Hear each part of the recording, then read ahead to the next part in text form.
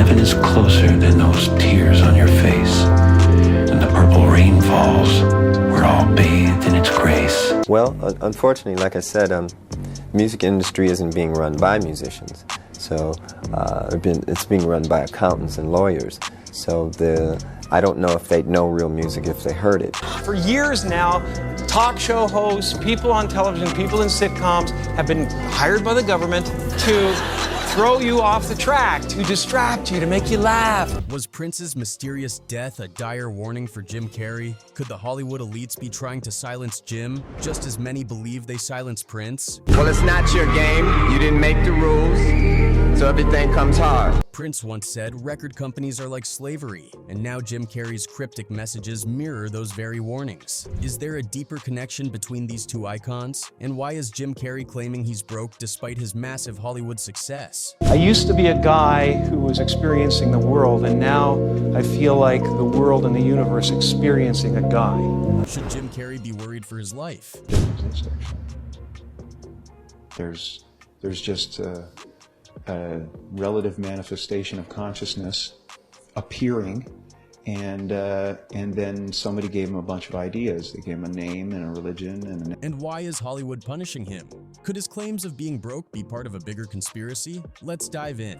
Jim Carrey, the comedic genius who ruled Hollywood for decades, has become a lightning rod for controversy. But this time, it's not about his roles. It's about his rebellion against Hollywood's dark side. Many fans believe that Jim Carrey has stepped into the shoes of the late Prince, carrying forward his legacy of exposing the industry's secrets. Before his untimely death in 2016, Prince was vocal about music ownership, exploitation, and the elites controlling the entertainment industry. But here's where it gets eerie. In 2022, Jim Carrey collaborated with The Weeknd on a haunting spoken-word piece, Phantom Regret by Jim. In this track, he nods to Prince's influence, sparking speculation that Prince's warnings might have been directed at him.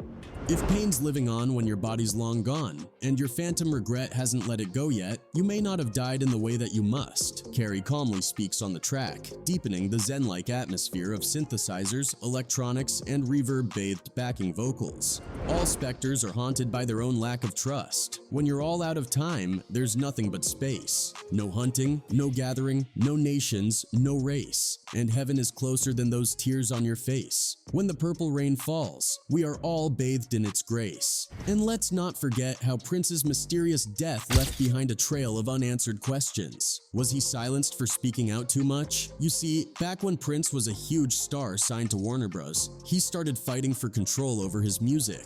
He famously said, "I own the work because I paid for it and I did all the work." In other words, he created his music so he believed it should belong to him. But as you might guess, the record companies saw things differently. The way I looked at it, I owned the work because I paid for it. And I did all the work. I created it, so I felt like it should belong to me.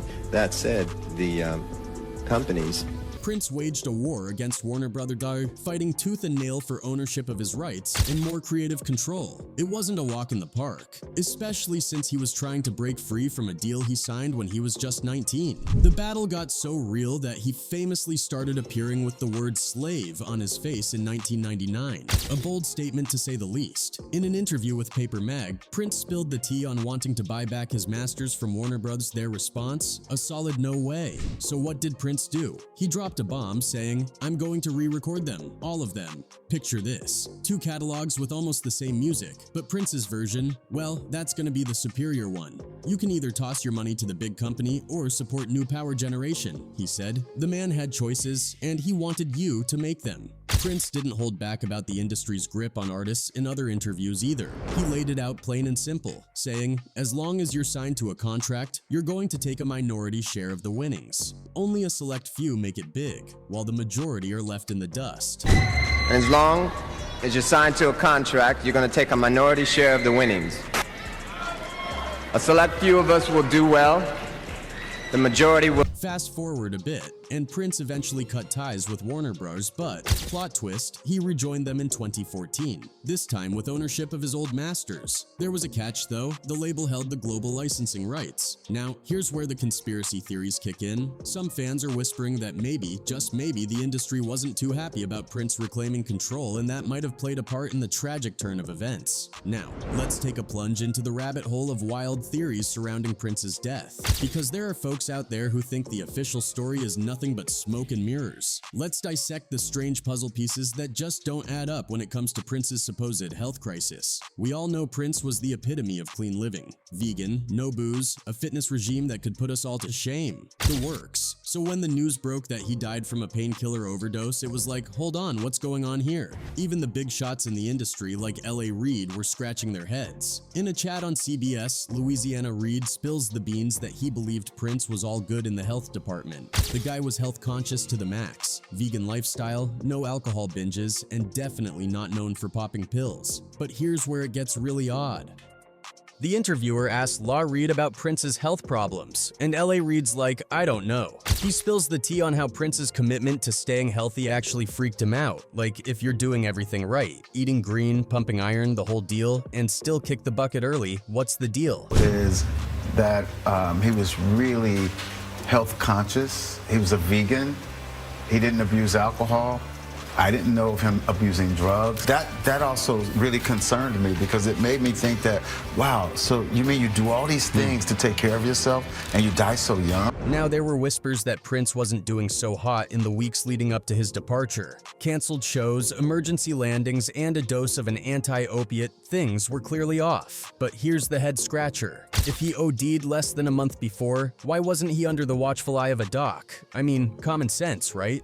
The fact that Prince wasn't getting the medical TLC he needed is raising some eyebrows, especially when you consider the business side of things. If you're booking tour dates, you'd want to make sure the headliner is in top shape, right? No unexpected cancellations, especially at the big venues. It's like we're missing a crucial piece of the puzzle here, and the mystery of Prince's health just keeps getting weirder. Also, this Prince mystery, seriously, it's like a plot straight out of a thriller movie. So here's the thing. Prince was found in the same elevator he once called the devil. Yeah, you heard that right. Law Reid spilled the spooky details on CBS, and it's enough to give you chills. You see, the circumstances surrounding Prince's death inside an elevator were particularly eerie, according to L.A. Reid, especially given Prince's known apprehensions about elevators. As depicted in the following video from E.T., Prince's friend Reid discussed the unsettling discovery of Prince's lifeless body in an elevator. When I was with him privately, he said, you know what the elevator is, right?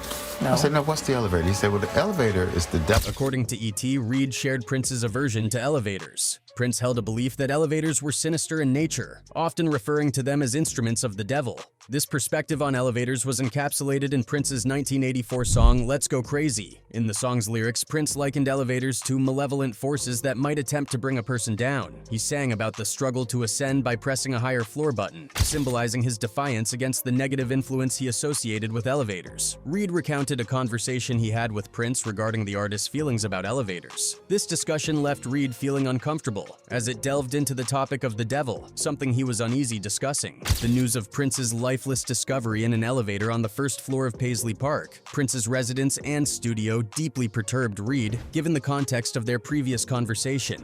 One time when I was with him privately, he said, "You know what the elevator is, right?" I said, "No, what's the elevator?" He said, "Well, the elevator is the devil." It scared me. I don't like to talk like that, but he said that. So for me, it was like really haunting when I read that he was found in an elevator. But the oddities don't end there. People are really confused about why Prince was alone at Paisley Park. Sure, he was incredibly private, but seriously? No servants, no security, no assistants, nothing? It's looking pretty suspicious. I mean, you'd think someone would be around, especially given his status. And then it gets even weirder. There were rumors and predictions that Prince was heading towards some sort of destiny. His last Instagram post right before his unexpected death had people talking. It was a picture of him with the caption, "Just when you thought you were safe." Now, Prince was known for being cryptic, but this post had folks thinking he knew something was coming. Plus, it turns out he might have predicted his own death not once, but twice. At a party at Paisley Park just days before he died, Prince reportedly told everyone, "Wait a few days before you waste any prayers." If that's not a cryptic message, I don't know what is. And here's where it gets even creepier. There's a rumor that Prince put himself in danger by talking about the controversial topic of chemtrails. In an interview, he shared memories from his childhood of seeing these trails in the sky. Interesting, right? But then he mentioned how everyone in his neighborhood started fighting and arguing after these trails appeared. For context, there's a theory that the government uses jet trails to spread chemicals for population control. Prince talking about this on TV supposedly upset some powerful people. When I was a kid, I used to see these trails in the sky all the time, and said, oh, that's cool. A jet just went over.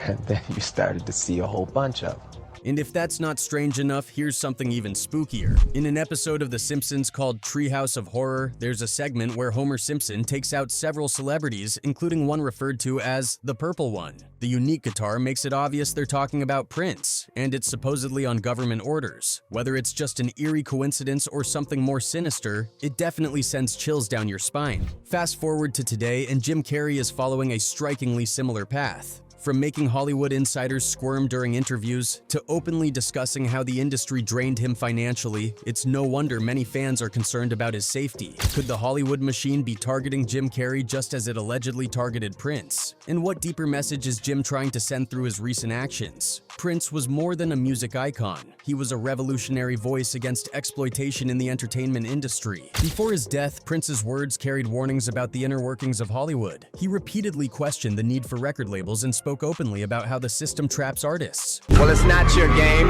You didn't make the rules, so everything comes hard. What's undeniable is that Prince left behind a blueprint for others to follow, a warning for those daring enough to speak out. And it seems Jim Carrey took that warning to heart. Jim Carrey, known for his groundbreaking roles in films like The Mask and Eternal Sunshine of the Spotless Mind, has always had a unique relationship with fame.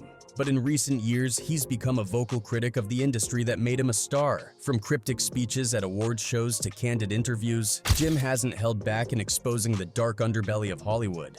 In one particularly unsettling moment, he told an interviewer, "I don't exist. None of this is real," leaving fans and hosts alike baffled. It was New York Fashion Week in 2017, a night of glitz, glam, and, well, Jim Carrey doing what Jim Carrey does best, turning the ordinary into the utterly bizarre. While most celebrities arrived with charm and rehearsed sound bites, Carrey came ready to flip the script. From the moment he walked up to the reporter, it was clear this wasn't going to be a typical red carpet exchange. Instead of a polite hello, Carrey circled the reporter like a curious animal, a move that threw her off balance right from the start. "Hey, Jim Carrey," the reporter greeted him, trying to keep things light. She joked about him wandering the streets looking for a date to the party. But Carrey wasn't playing along. I'm doing just fine. There's no meaning to any of this. So I wanted to find the most meaningless thing that I could come to and join, and here I am. The reporter, clearly caught off guard, tried to steer the conversation toward the event's theme, icons. Surely celebrating icons was something everyone could get behind, right? Not Jim Carrey. "I mean, you've got to admit it's completely meaningless," he said, doubling down on his earlier comment. The reporter, now visibly nervous, tried to salvage the moment. She mentioned how icons can inspire others and change the world. And this is where Carrey really leaned into his philosophy. The reporter laughed nervously. It's like icons. Do you believe in icons?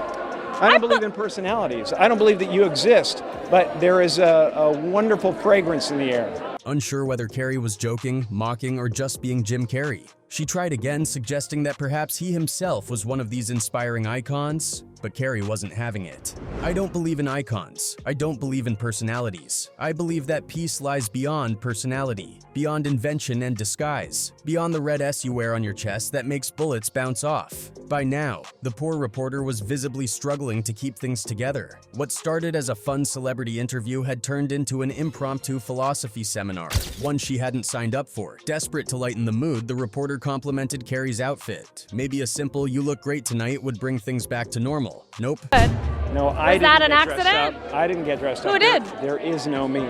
There's no you. No. We're not here. This is a dream? There's just things happening. And there are clusters of tetrahedrons moving around together. Okay. Yeah. So what's happening? At this point, the tension was unbearable. The reporter laughed nervously again, trying to match Carrey's energy, but it was clear she was out of her depth. In a last-ditch effort, the reporter pivoted to current events, asking Carrey about the real-world issues making headlines. But instead of a thoughtful or relatable answer, Carrey delivered a bleak mic drop. "It's not our world. We don't matter. We don't matter." And just like that, the interview ended on a note of existential dread, leaving the reporter stunned and probably rethinking her career choices. Jim Carrey's red carpet antics that night weren't just about being quirky. They were a deliberate act of rebellion against the superficiality of events like Fashion Week. By calling out the meaninglessness of the occasion and rejecting the idea of icons, Carrey was holding up a mirror to celebrity culture and questioning its very purpose.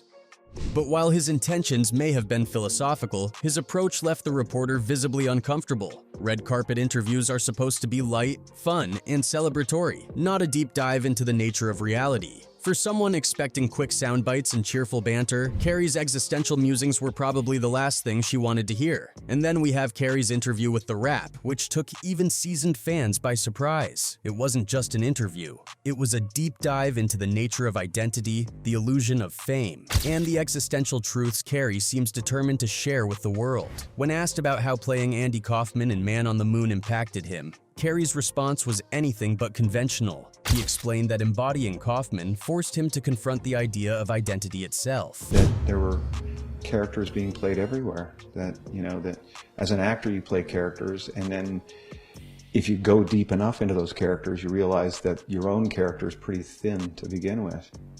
That realization didn't stop at acting. It cracked open the very concept of Jim Carrey. Who's Jim Carrey? Doesn't exist, actually. There's just a relative manifestation of consciousness appearing, and then somebody gave him a bunch of ideas. They gave him a name and a religion and In his words, the name, nationality, and religion people associate with Jim Carrey are nothing more than ideas clustered together, creating an illusion of personality. The interviewer pressed further, wondering if this led Carrey to an existential crisis. Carrey's response: it wasn't a crisis, it was an existential experiment. To say that it pushed you into some kind of existential crisis? fugue state.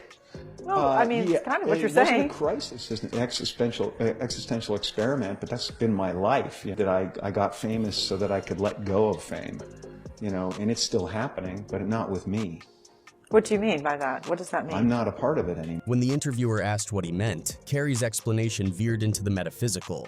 Dressing happens, doing hair happens, interviewing happens, and it happens without me, he said, implying a detachment from the ego. This concept, detachment from self, is a recurring theme in Carrey's worldview. He emphasized that most people struggle to comprehend it because it's a small but significant mental leap. It's a universe apart from where most people are, he said. Carrey reflected on his journey as one of the most famous people on the planet. Fame, he suggested, isn't something that defines him anymore. There's no me, he stated bluntly. Instead, he views life as a series of events unfolding without a personal narrative. He explained this using a simple metaphor. The difference between money and my money is a gigantic chasm. For Carrey, the detachment from ego has allowed him to see fame as something impersonal, something that happens rather than something he owns. But that doesn't mean his desires have vanished completely. There's still an energy that wants to be admired and wants to be clever, he admitted. At the same time, there's an even stronger energy that drives him to free people from concern. Carrey also spoke about the philosophical depth of comedy, particularly in the context of Andy Kaufman. Comedy is often profound, he said, praising Kaufman for being someone who wasn't afraid to cross into the unacceptable and the unexpected. To Carrey, Kaufman represents not just an artistic boundary pusher, but a metaphorical journey beyond the belief in the Maya and the virtual game grid we're watching. When the interviewer asked if this perspective made Carrey more at peace, his answer was as cryptic as it was poetic.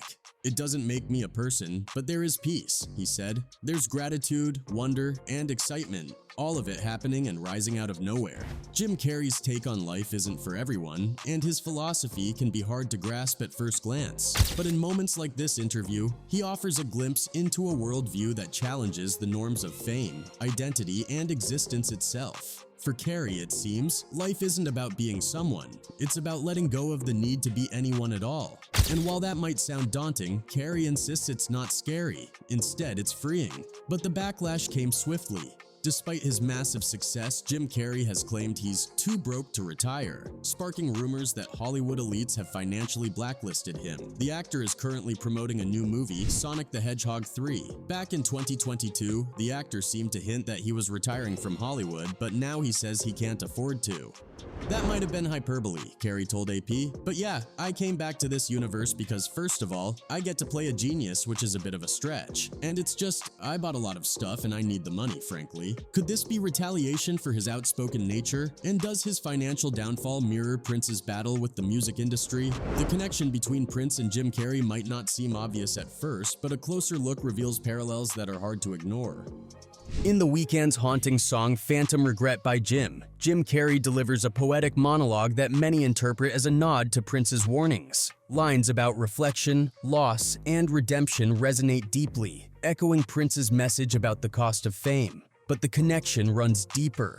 Both men have used their platforms to challenge the status quo, and both have faced severe consequences for doing so. As fans dig deeper into Jim's recent work, many believe he's picking up where Prince left off, carrying forward his mission to expose Hollywood's darkest secrets. Prince's death is an example of what can happen to those who speak out too much. As Jim Carrey continues to expose the entertainment industry, fans can't help but wonder if he's putting himself in danger. And then there's the question of whether Hollywood is already punishing Jim Carrey. His claims of being broke, combined with his reduced presence in blockbuster films, suggest that the industry might be blacklisting him. Is this a warning shot, or is Jim Carrey next in line to face the same fate as Prince? Whether or not Jim Carrey will face the same fate as Prince remains to be seen, but his message is loud and clear. The industry's grip on artists is as strong as ever, and the cost of breaking free is steep. Anyway, that's it for this video, folks. Bye.